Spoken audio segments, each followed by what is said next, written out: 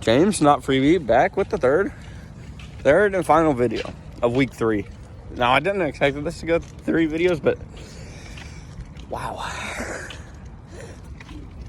My next set of games, which were all night slate games. I actually kind of glad that I get to do a little bit more with this. Navy walked into Tulsa, put 42 points on them, and told them to stay there.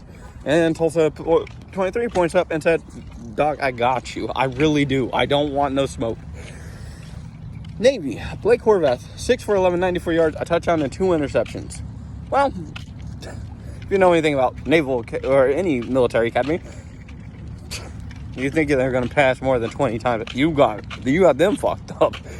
They are the definition of tough-nosed, smash-mouth football, including, but not limited to, on the ground, Blake Horvath, 21 carries, 160 yards, and a touchdown. Alex Tezka,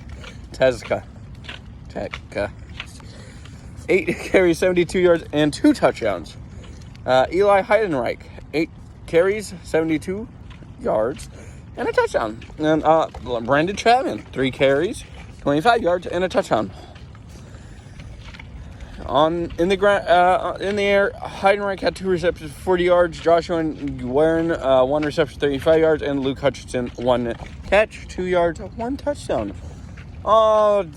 Tulsa, I'm kind of thankful that you decided not to do multiple quarterbacks this week, because last week was painful enough having to pretend like running out multiple quarterbacks was a solution to whatever problem you had. Baylor Hayes, 21 for 36, 186 yards, a touchdown and interception. 8 carries and 31 yards, and a rushing touchdown for him as well. Dominic Richardson on the ground, 13 for 61 and a touchdown. Braylon Presley, 2 for 39. A.J. Allen, 5 for 35 or 34 in the air. Receiving, Zion Booker, 8 receptions, 92 yards. Calvin Johnson, 2 receptions, 34 yards and a touchdown. And Mekhi Miller, 4 receptions and 23 yards. Really, the name of this was that Tulsa really didn't have an opportunity.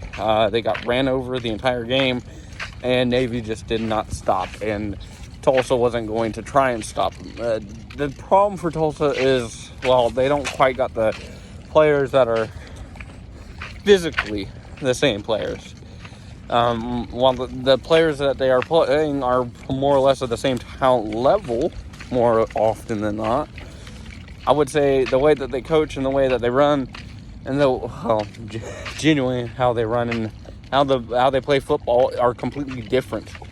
And right now, Tulsa needs to really step it into gear so they don't end up on the wrong side. I really am kind of worried about our brothers up north, the Blue and Gold Brigade, the Golden Hurricanes. I'm really scared that they're going to end up with like a 4-win season real quickly. There has not been a lot to look at. There has not been a lot of fun to be had. And I watch them mainly just to see what's going on up north, because I kind of love the color scheme. I kind of like the history of Tulsa. And it's really fun to look at what, the third team in Oklahoma looks like, the third FBS team. All right. Now for the night slate, the fun stuff, the West Coast. California, Minnesota. California coming out on top, 27-14. It was a very fun game. California looked about as fun as the score provided. Minnesota looked like they were pretty much ready for the rest of their Big Ten slate and schedule, and ready to do what Iowa does every season regardless, and play Minnesota brand of football and go Golden Gopher it all the way. Jaron Patele, 24-38, 279 yards, 3 touchdowns. On the ground, 13 for 42 for Kendrick Raphael and Brandon High Jr., 3 carries, 34 yards. In the air, Tron Grizel, 4 receptions, 60 yards. Jacob De Jesus, 7 receptions, 54 yards, a touchdown. Javier Avian Plummer, 1 reception, 51 yards. Mark Hamper, 3 receptions, 35 yards. Mason Minnie and Jordan King both had a touchdown as well. Minnesota, Drake Lindsay, 18 for 31, 201 yards.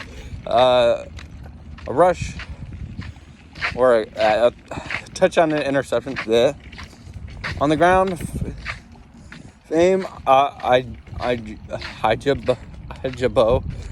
Jaboe, 16 for 85.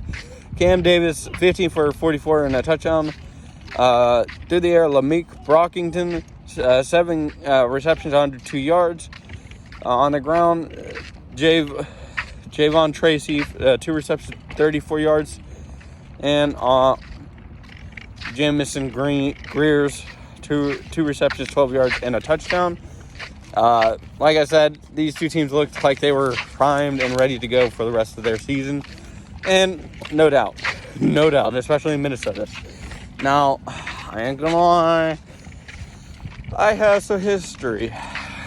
I have some good history. Back in 2019, Bill O'Brien and Frank Reich played or coached to their individual football teams: Houston, the Texans; Indianapolis, the Colts. That was their last meeting. Now, in those meetings, Frank Reich leads 3-2 over Bill O'Brien.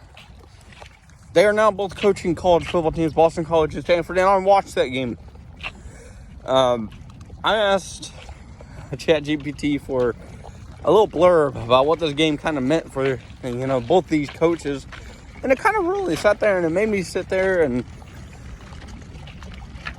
yeah, that makes sense. Bill O'Brien coaching Boston College, wanting to prove legitimacy, versus Frank Reich wanting to control the narrative. He can rebuild and organize a team under pressure.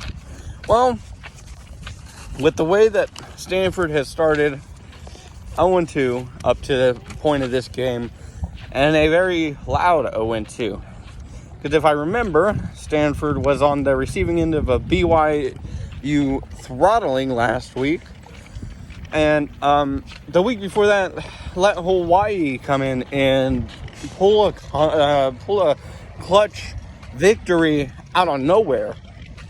This time, Stanford did get the victory 30-20 because Boston College decided all their points should be scored in the second quarter, and Bill O'Brien their way out. For Boston College, Dylan Lanergan, 30 for 44, 333 yards, a touchdown, an interception. A perfect running back name, Turbo Richard, 14 carries for 55 yards. Jordan McDonald, 4 carries, 14 yards, and a touchdown. Through the air, Reed Harris, 7 receptions, 141 yards. TJ or Turbo Richard, 5 receptions, 83 yards, and a touchdown. Lewis Bond, 7 receptions, 47 yards. Jeremiah Franklin, 6 receptions, 41 yards. And we go over to Stanford. Ben Gulbranson, 13 for 22, 186 yards, and a touchdown. Michael Ford on the ground, 17 carries, 157 yards, and a touchdown. So pretty not bad. Cole Tabb, 7 carries for 31 yards, and another great name. Stanford's got these two teams have some good names. Tuna Altier.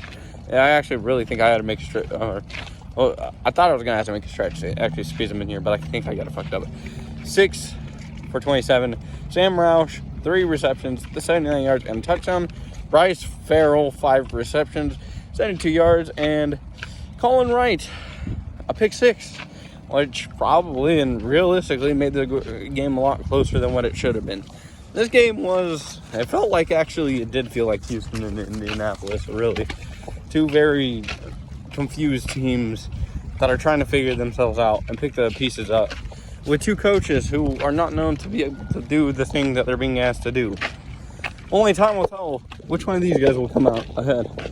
Now, unfortunately, the Thursday-Friday slate is pretty set in stone. I know what I'm doing. Saturday, I'm still trying to sift through and choose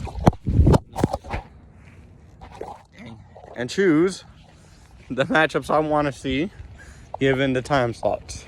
Well, you already know you're going to be seeing Oklahoma at 2:30, so there's at least that part of the preview. But I guess you'll have to check in next week and see what I have chosen. Till then, one love. Games, not freebie.